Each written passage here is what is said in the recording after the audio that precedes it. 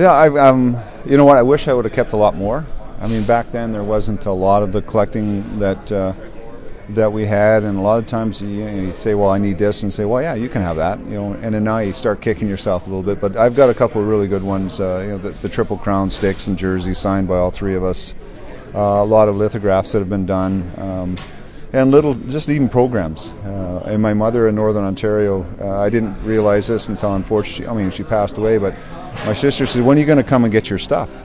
And I went, and there was just boxes of every article that was from me turning pro all the way through the LA days, and it kind of hit home how, with her support, my family's support, and yet their dedication to keep little articles, every article that was written, it was kind of neat to go through, and with my younger kids too now that they weren't a part of that, and even my older daughter was only 3 or just born when we were here in LA, so it was those are neat things I think that I can pass on to them. I remember I was living in Peterborough, and I remember hearing on the news about your broken leg, and we never heard about the Kings out there. Can you talk about the shock of that for you as a player, that incident, and how that changed everything? Well, it really, you set back obviously quite a bit. I mean, we were on a pretty good roll that year. It just seemed that the Kings were getting going. Bob Berry had taken over as coach. I think we ended up with 99 points that year, and it was beginning of March, and I was already at 56 goals. So you had a whole month to go, and it wasn't a lot of fun either. I mean, but I mean, the best.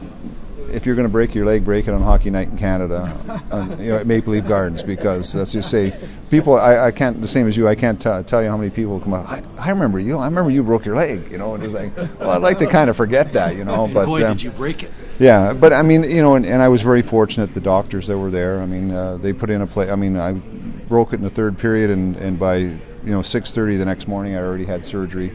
And it was fixed. And the nurse came in later that day and just started working on my ankle, and I was swimming. I mean, the cast is cut in half so I could take it off. You just couldn't weight bear on it, but you could swim, you could do exercises. So, I mean, I was skating in August of that year. Did get to camp.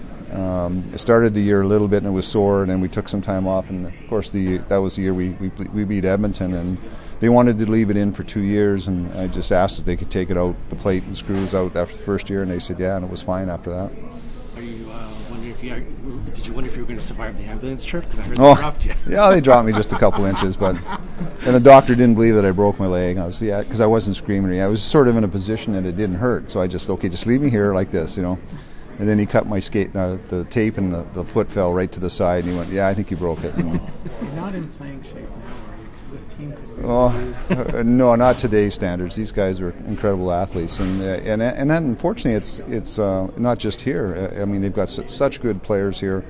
Calgary's in the same boat. Maybe they're a little bit less because of the injuries, but for trying to get the offense going, it's very rare. And our team, I remember I was talking to the guys. We had a 5-1 game the other last week against Toronto. I thought I won the lottery because you could actually call goals and show replays, but. I think it's a combination of the systems, the time of year. The points are so valuable. Take tonight's game, for example, 0-0. I mean, you get the 1 point and then you get going from there. And then look at the two goaltenders. I mean, they're incredible here tonight. Kiprusoff in Calgary and Quick here. I mean, it's a different style of game now. And, the equipment and the style of play is, goaltendings have to be so good. I mean, if you're a team with a mediocre team with a great goaltender, you can be successful. Charlie, do you have a chance to talk to your famous line mates at all, since that particular time, now? Yeah, actually, Mars and I do a couple business deals together. We've been working quite a bit together in some promotional items, and so it's always good to get to talk to him. And then Davey, I hadn't seen him much this year up until the last 3 weeks, where we've talked a lot. It's like yesterday. You could not see these guys for 2 years, and you could get on the phone, and it's like you were talking to them yesterday. So. That's the biggest thing I like about those two guys is they were great players, and they played in the NHL, but for me they're great friends, and that's something that as a lot of players that I met here, and Jimmy Fox type of thing, Larry Murphy, I see him quite a bit, so Mark Hardy, I mean, these are guys that you grew up with, playing together with, and that's the neat thing I think about the game is you can take a lot of good friends away from it. How did it come about that Bob Berry assigned you three to the same line?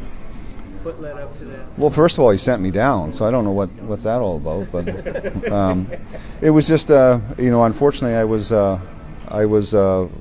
one of 6 left wingers, the only one on a 2-way contract, and I had a great year the year before with Bob Berry in Springfield, in my first year with LA, and we had a great camp, and they sent me down at the beginning of the year, and that was it. So I didn't even get called up until January, where they were on the end of a long road trip. I think they had Detroit and Boston left.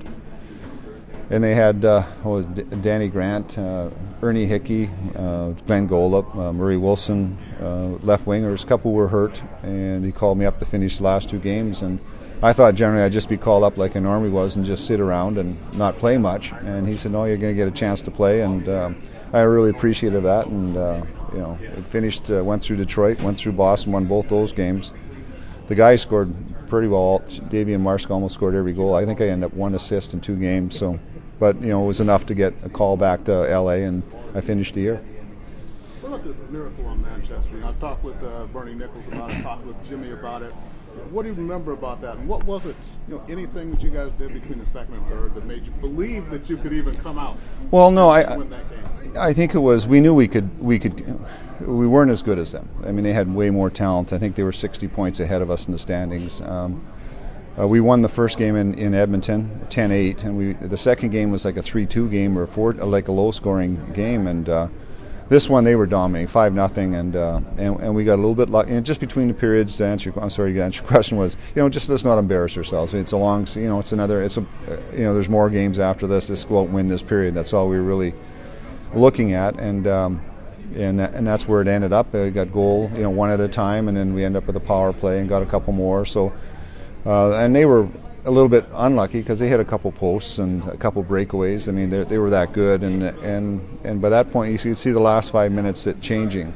I heard Dave Lumley was chirping at you guys a little bit. Oh yeah, I mean, yeah, but it was interesting. He was chirping. I mean, why shouldn't they? I mean, they were so far ahead of us, but none of the big guys were chirping. I mean, they were all business, and to win that and be up by 1, and then we lost the next game like 2-1, I think, or 3-2. And we had to fly back-to-back up to Edmonton, and they didn't have a flight.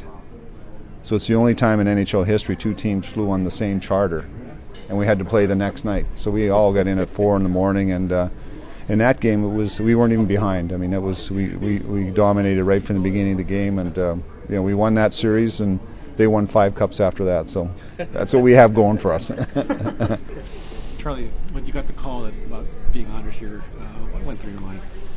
It was exciting. I mean, there was a lot of good memories. I mean, there's a lot of, like I say, people that are here, and I really, you look at the way the Kings have been trying to bring in the past and get players coming back, and it should be that way. I think if you don't look and honor the people in the past, you can't build the future. And there are some good players that played here. I mean, way before me, and for me, it was exciting to get back and see friends and family and be a part of it.